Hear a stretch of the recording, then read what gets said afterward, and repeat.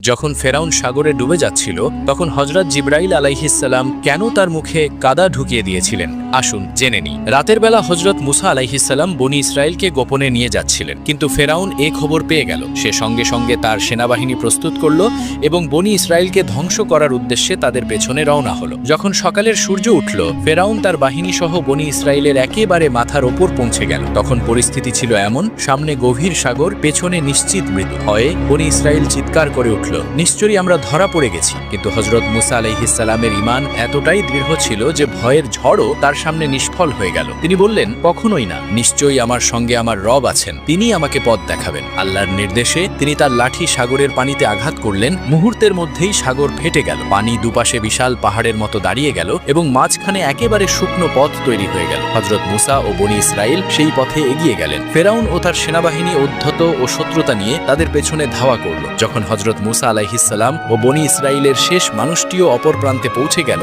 তখন আল্লাহ পানি আবার একত্রিত করে দিলেন এবং সবাইকে ডুবিয়ে দিলেন। ডুবে যাওয়ার মুহূর্তে ফেরাউন বলল, আমি ঈমান আনলাম যে তিনি ছাড়া আর কোনো উপাস্য নেই যার ওপর বনি ইসরাইল ঈমান এনেছে, আর আমি অনুগতদের অন্তর্ভুক্ত। যখন হযরত জিবরাইল আলাইহিসসালাম এটি দেখলেন, তখন তিনি সাগর থেকে কাদা তুলে ফেরাউনের মুখে ভরতে লাগলেন, এই ভয়ে যে